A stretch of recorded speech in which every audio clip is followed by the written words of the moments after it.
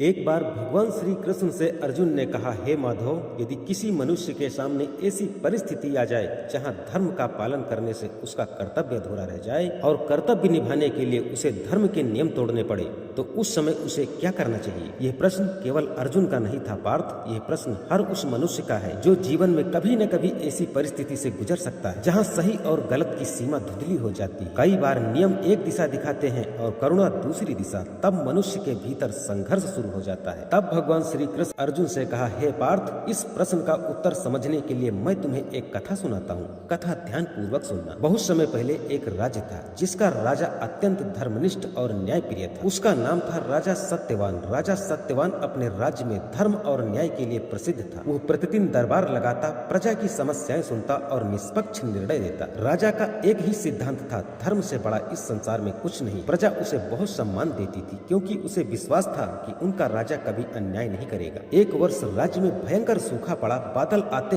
पर बरसते नहीं थे। नदियां सूखने लगी, खेत बंजर हो गए और किसानों की फसलें नष्ट हो गई। धीरे धीरे राज्य में अन्न की कमी होने लगी। राजा ने अपना राज भंडार खोल दिया और प्रजा को अन्न बांटना शुरू कर दिया। परंतु राज्य बहुत बड़ा था, सूखा भी लंबा चला। कई गाँव में अब भी लोग भोजन के लिए संघर्ष कर रहे थे। उसी राज्य के एक छोटे से गाँव में एक गरीब किसान रहता था। वो किसान मेहनती और ईमानदार व्यक्ति था। उसके पास केवल एक छोटा सा खेत था जिससे वो अपने परिवार का पालन पोषण करता था। परंतु सूखे ने उसकी फसल भी नष्ट कर दी। धीरे धीरे दिन बीतते गए, घर में रखा थोड़ा बहुत अन्न भी समाप्त हो गया। किसान की पत्नी और उसके छोटे छोटे मासूम बच्चे कमजोर होने लगे। एक रात उसके बच्चे रोते हुए बोले, पिताजी, हमें बहुत भूख लगी है, कुछ खाने को हो तो दे दो। पिता के पास उन्हें देने के लिए कुछ भी नहीं था। वो असहाय होकर उन्हें देखता रहा। उस रात वो पूरी तरह सो नहीं सका। उसके मन में एक भयंकर संघर्ष चल रहा। वो जानता था कि चोरी करना अधर्म है, परंतु वो ये भी देख रहा था कि उसके बच्चे भूख से तड़प रहे हैं। रात के अंधेरे में वो राजा के राज भंडार के पास पहुंचा और वहां से थोड़ा सा अन्न ले आया। केवल इतना अन्न लाया जिससे उसके बच्चे 2 दिन तक भूखे न रहे। अगले दिन सैनिकों को इस चोरी का पता चल गया। उन्होंने किसान को पकड़ लिया और दरबार में ले आए। दरबार में राजा सत्यवान अपने सिंहासन पर बैठे थे। सैनिकों ने किसान को सामने खड़ा कर दिया और बोला, महाराज,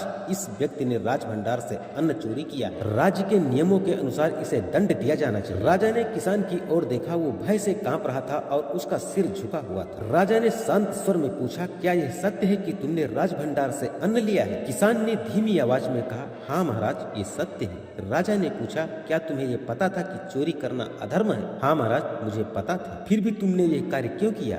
किसान ने कांपती आवाज में कहा, महाराज, मेरे बच्चे 3 दिनों से भूखे थे। उनके पास खाने के लिए कुछ भी नहीं था। मैं जानता था कि चोरी अधर्म है, परंतु एक पिता के रूप में अपने बच्चों को भूख से मरते हुए देखना भी उससे बड़ा पाप है। दरबार में सन्नाटा छा गया। मंत्रियों ने कहा, परंतु महाराज, नियम तो नियम होता है। यदि आज इसे क्षमा कर दिया गया तो कल कोई और भी चोरी कर सकता है। महाराज गहरी सोच में पड़ गए। एक और राज्य का नियम था, दूसरी ओर एक पिता की व्यवस्था। कुछ देर बाद राजा ने सैनिकों को आदेश दिया कि इसके घर की स्थिति की जांच की जाए। सैनिक गए और लौटकर बोले, महाराज, किसान सत्य कह रहा है। उसके घर में कई दिनों से भोजन नहीं था और उसके बच्चे अत्यंत कमजोर अवस्था में दिखे। अब दरबार में बैठे कई लोगों के मन में करुणा जाग उठी। राजा ने गंभीर स्वर में कहा, इस व्यक्ति ने चोरी की है, इसलिए ये अपराधी तो है, परंतु इसके अपराध के पीछे स्वार्थ नहीं। फिर राजा ने दरबार की ओर देखकर कहा, यदि मेरे राज्य में कोई पिता अपने बच्चों को बचाने के लिए चोरी करने पर मजबूर हो जाए तो इसका अर्थ है कि कहीं न कहीं मेरी व्यवस्था में कमी है। दरबार में सभी लोग आश्चर्यचकित रह गए। राजा ने निर्णय सुनाया, इस किसान को दंड अवश्य दिया जाएगा क्योंकि नियम का सम्मान करना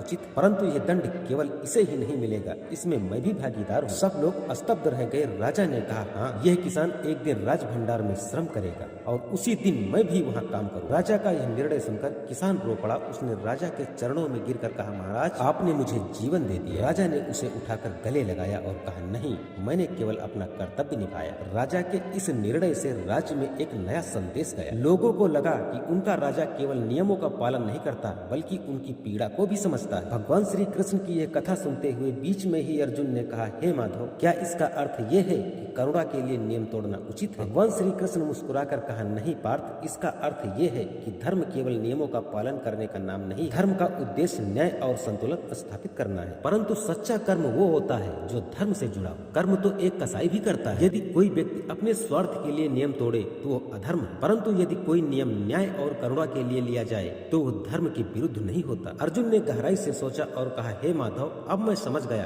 कर्म और धर्म दो अलग मार्ग नहीं है। हाँ पार्थ, जब कर्म सत्य और न्याय के लिए किया जाए तो वही कर्म धर्म बन जाता है, और जब कर्म करुणा से जुड़ा हो तभी वो पूर्ण होता है। इसलिए जब जीवन में कभी ये प्रश्न उठे कि कर्म बड़ा है या धर्म, तो यह स्मरण रखना, सच्चा कर्म वही है जो धर्म से जुड़ा, और सच्चा धर्म वही है जो न्याय और करुणा से जन्म ले। यही जीवन का सत्य है। दोस्तों, आपको कैसी लगी भगवान श्री कृष्ण की यह कथा, कमेंट में अवश्य बताएं।